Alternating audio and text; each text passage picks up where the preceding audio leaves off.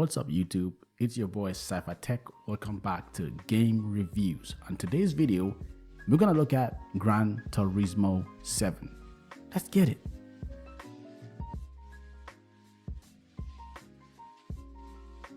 Okay, so Gran Turismo 7 is a racing game on the PlayStation 5. Trust me, this game is awesome. Now, if you are considering buying this game, I think you should watch this video to the end. And also, I will show you a couple of gameplays. I hope I don't spoil it for you guys, but I mean, it's not a movie or anything. It's just a game.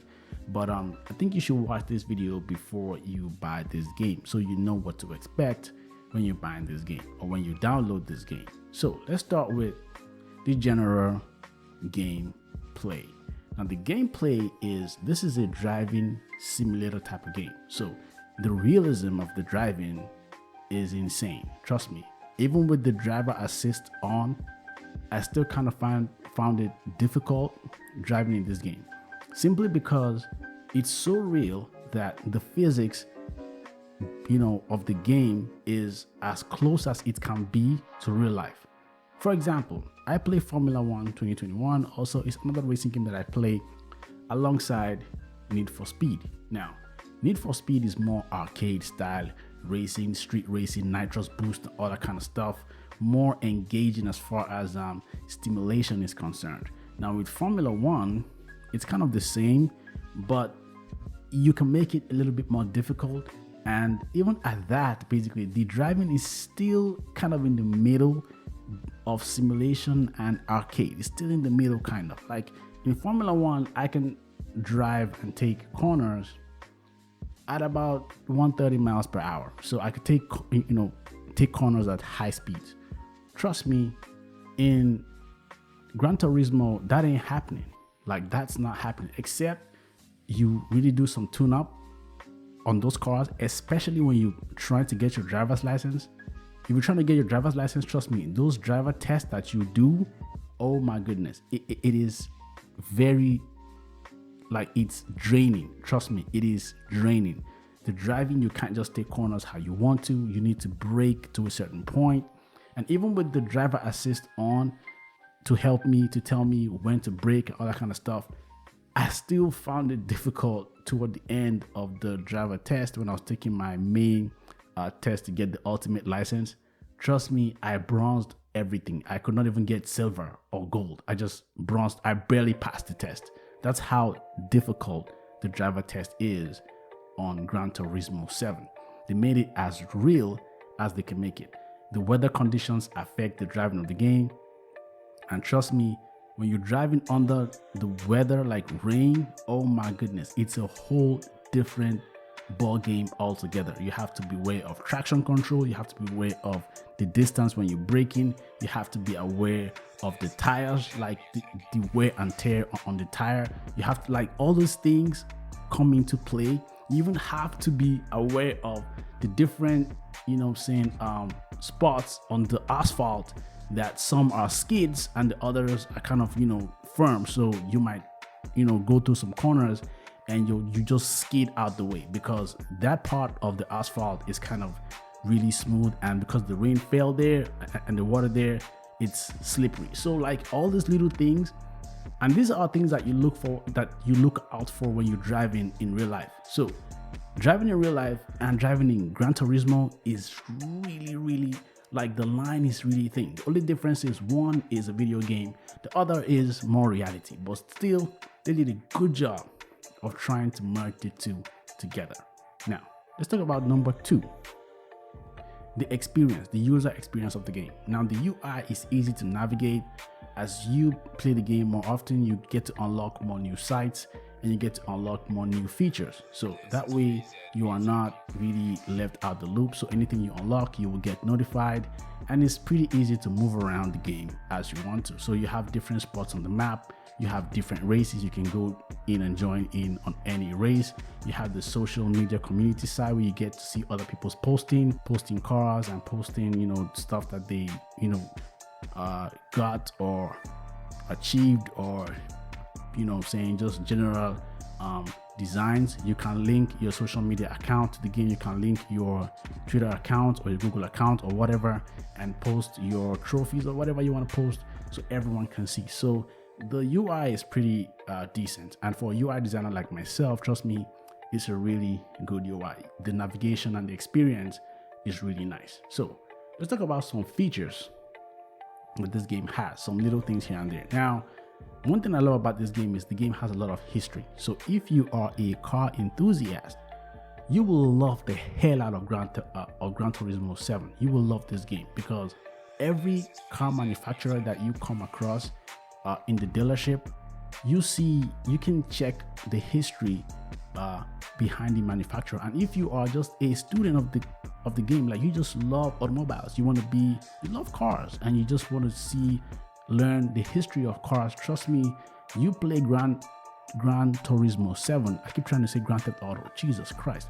You play Gran Turismo 7 and trust me, if you go through all those history, you will come out knowing more than someone who went to engineering school in university. Trust me, like you just know there's a whole lot of shit in this game that is just mind-blowing. I spent a lot of time just going through all the history: Dodge, Mercedes, Audi, Toyota, Volkswagen. Like, it's just crazy, and at some point it gets really overwhelming. Like, there's just so much richness in this game as far as the history is concerned. So that's a really good feature that I love about this game. Now, one thing I don't like that I wish it had was the dialogue of the game. I think they should have done a better job of including voices.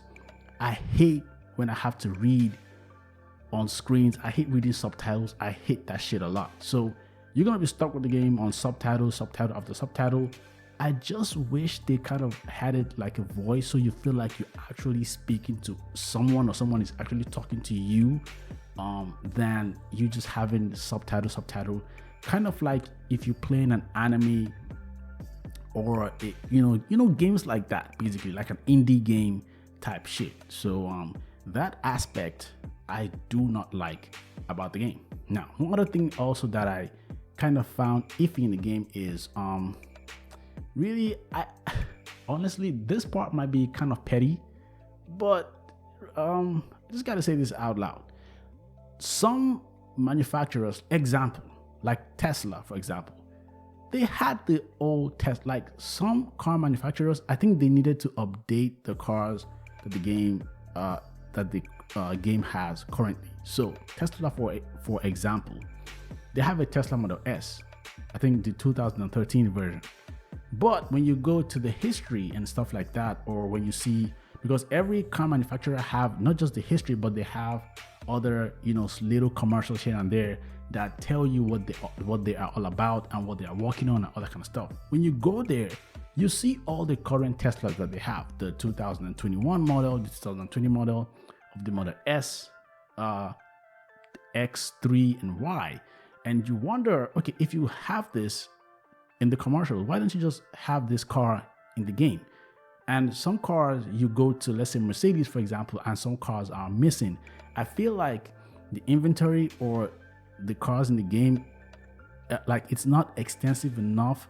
I feel like they should have added more to the library, but they did a good job of segmenting it into three. So you have the United States, you have Europe, and you have Asia. So for the United States, you get all the Dodge, all the cars, like US cars, basically Dodge, Ford, and all that kind of stuff. And then for Europe, you get Porsche, Lamborghini, same Ferraris, that kind of stuff. And then when you go to Asia, you get the Toyotas and the Nissans and stuff like that. You just get all that like that. So, but I feel like when you go to all these manufacturers, I feel like they should have added more cars to the inventory. And that's my opinion. I feel like it's not extensive enough compared to other racing games like Need for Speed. That's just my thought on the whole thing. But otherwise, in totality, now it's a good game. It's boring. In some ways, it's not. Now I get it. If you are playing Need for Speed and you're coming from Need for Speed, trust me, you will find this game a little bit boring, like I did. There's not much action going on. Even the races, it's just too real. So you might not find this game fun. Honestly, the fact that I had to go get a driver's license, for me to get a driver's license, I played all night for like an hour, 2 hours plus, just for me to get all package. Trust me, it's crazy. It's crazy. So all that being said, my overall score on Gran Turismo 7, I'll give this game 8/10. Yeah, that would be my final score of the game. 8/10. I feel the game, dotted every I, and I feel like the game is really good, but I feel it should be better, or it could be better.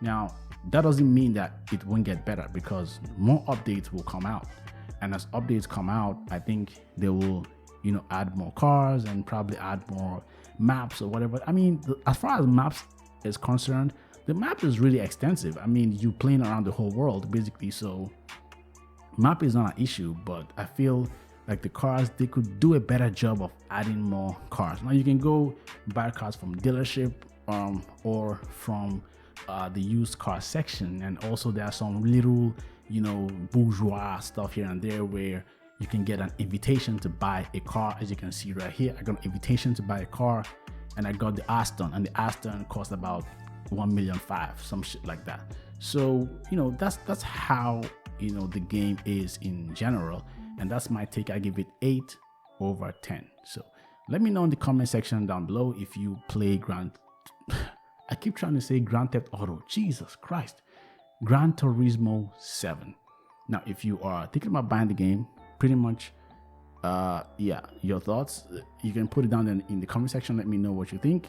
And this is my opinion and my experience playing this game. So before you buy this and you watch this video, I hope that this helps either convince you to get the game or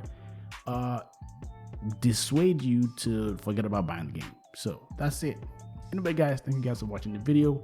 Cipher Tech here. I will try my best to bring more game review, and with that said, I will see you guys next week. Peace.